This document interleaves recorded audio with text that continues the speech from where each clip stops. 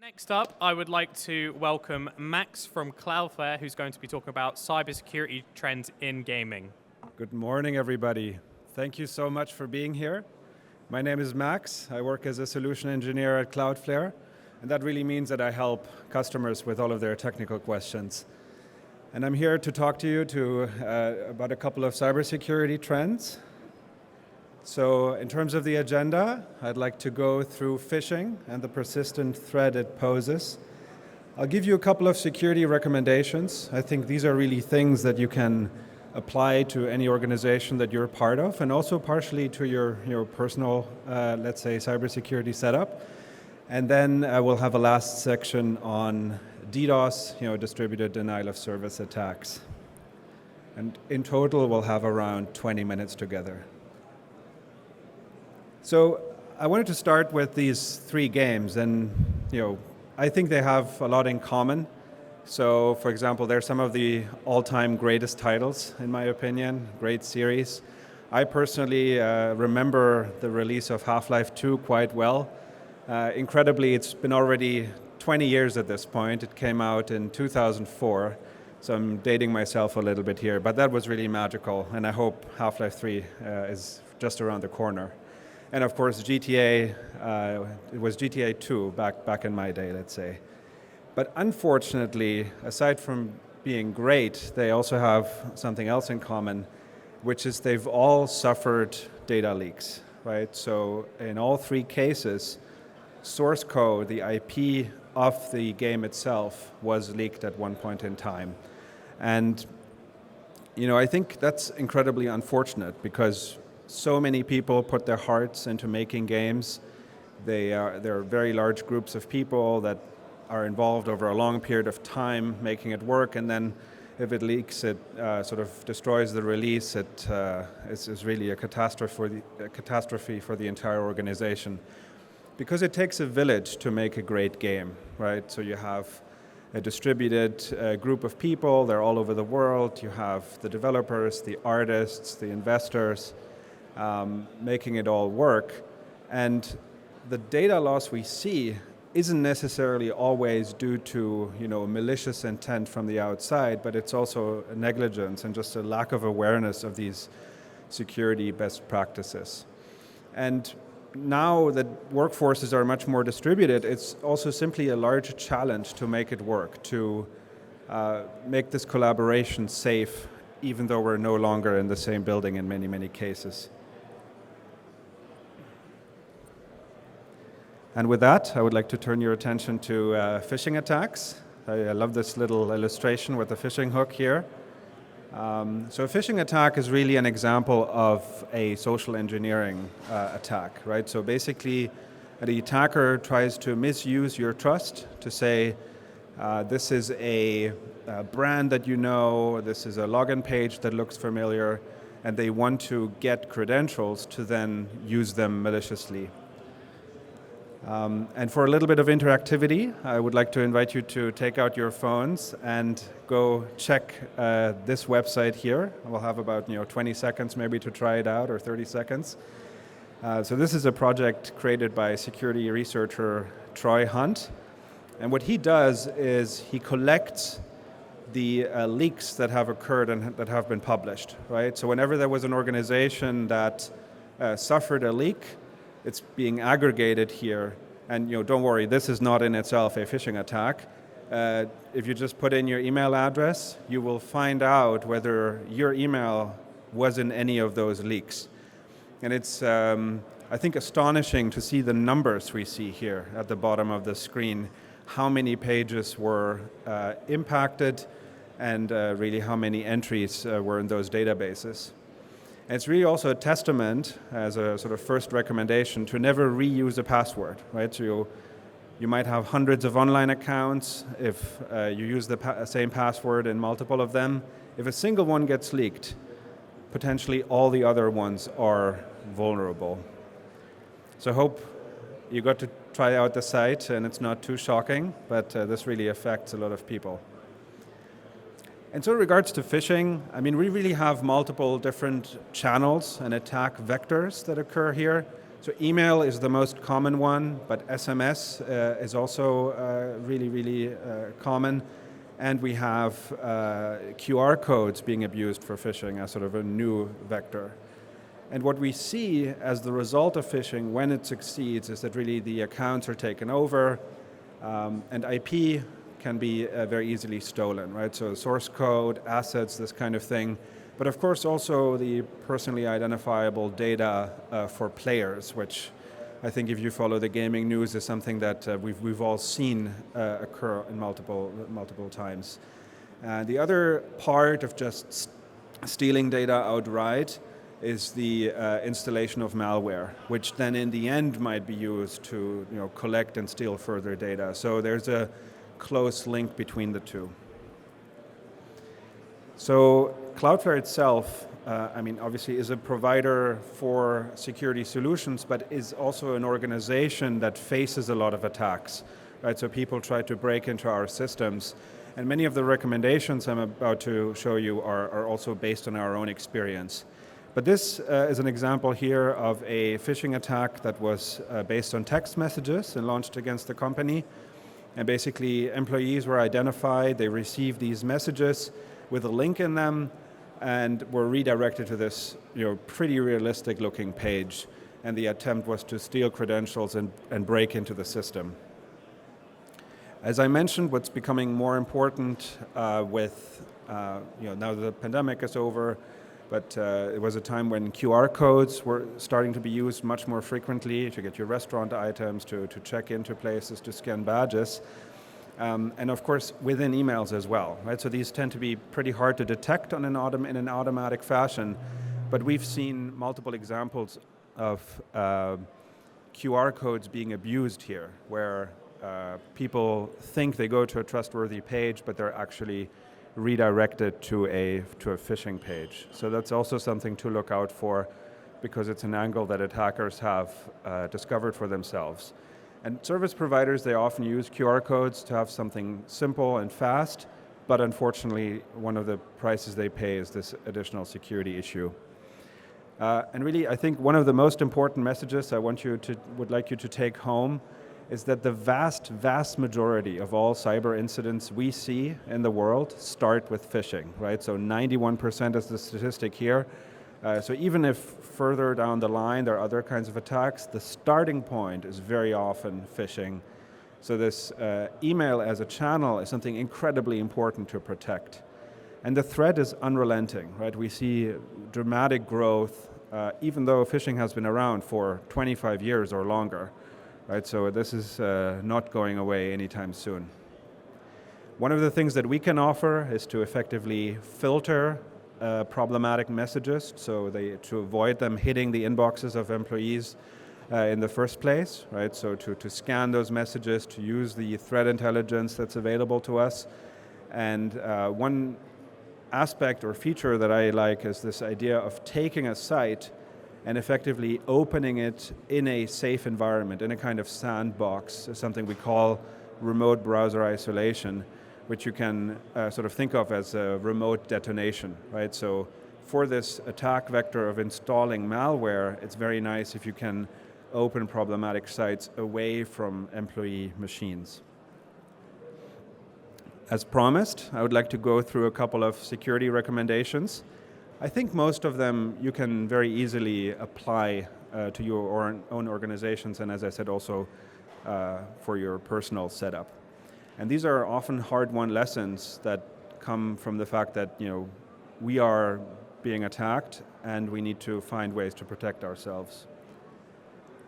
So hackers log in, they don't break in, right? So they steal the credentials. And zero trust is this industry term that has been around for a few years now that describes this idea of anything that's happening internally, any access to internal systems should be checked. It should be treated as malicious in the sense that we need to know who is the person making the request, is the device they're using okay, where are they doing, where are they, and where's the request coming from, and of course, do they have the right to do what they're trying to do? And I think the contrast to a VPN-based system is that the visibility is really there in every single request. So everything is logged and can then be used for further investigations, which contrasts to this model of once you've logged in, you can do whatever you want, no matter who you are, right? So I think that's a really healthy mindset to adopt for these internal applications. And then the third point on the slide, and really also the visualization, are these hardware keys. I'm carrying them myself. I think that's a fast and easy gain for your security posture. It's effectively this idea that even if someone in the organization falls for a phishing attack, in order to actually log in, they will need this hardware token to get into the system, right? So the second factor, part of a multi-factor authentication setup, is a great gain for the security posture. And so this has helped us as an organization tremendously. There are multiple vendors. We work with Yubico, but this is really something that you can do in your organization, but also personally. So I carry 2 keys because I really believe in this hardware token setup. And then as a large software company, we are also, there's always the problem of, is there maybe a vulnerability, is there a problem in the system that needs to be fixed? And what we've set up a few years ago is this public bug bounty program. And so what that means is white hat hackers, people, cybersecurity professionals who don't have malicious intent, they can go to this page. So I have the URL posted there to get all the rules and see exactly how it works. And this is an opportunity for them to be paid, right? So if they find a vulnerability, they get money. It's a way to get recognition. And of course, it just clarifies this entire interaction. So it's a great thing for our security stance to have run this program for many years. We happen to work with HackerOne. There are other providers, but I think this is a really good idea to adopt for any organization that builds internet-facing software. And technology is not going to be sufficient, right? So aside from putting solutions in place, we also need to think about what kind of culture makes it easier to have a good security stance.